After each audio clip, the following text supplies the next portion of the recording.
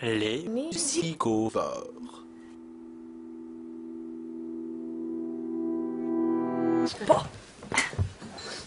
L'heure est grave.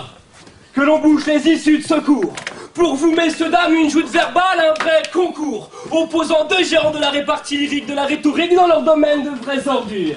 Tenez-vous droit dans vos assises et attachez vos ceintures. Dans le prolongement de nos membres droits, l'homme que l'on nomme d'après la presse le plus adroit, oppressant dans cette psaume, l'un des plus hauts sur cette terre, il sait devenir gênant quand il le veut, le géant vert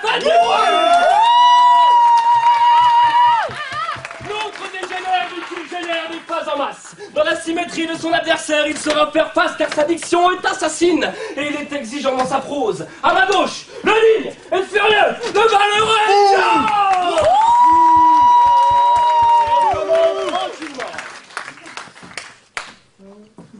J'ai ouï dire que vous veniez de vous lancer dans l'écriture.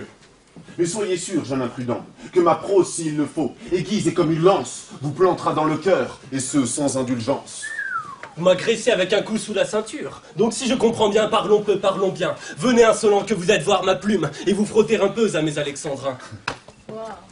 Voir votre plume, celle dont l'encre desséchée ne vaut plus rien, celle vidée de sens, un condensé d'incohérence. Pas l'attaquant qui pille sa pitance, vous piteux, supposez épique, répondant sans application. Allez, au lit, la poésie ma passion, passez, pliez sous mes allitérations.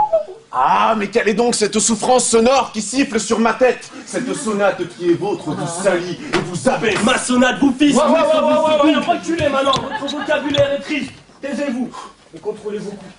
Avantage au géant, lui seul de ses vers à la maîtrise. Et de ces vers je m'amuse et dans mon art je le noie. Comme ma verge est amuse et je m'en rince les doigts.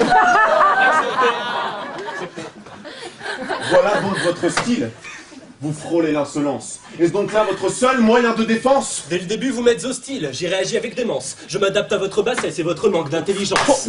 Ainsi se clôture la première manche. Les bêtes se lâchent et se lancent. Choisissez votre préféré. Rien n'est fini.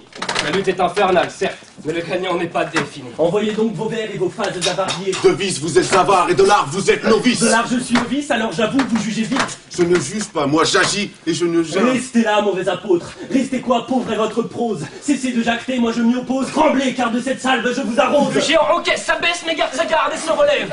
Que vos attaques sont sommaires. De mon sommet, je vous assomme. Vos écrits sont bien téméraires. Dans votre voix, la peur résonne. Et non, il n'a pas perdu la raison. Le géant persiste, signe et redémarre.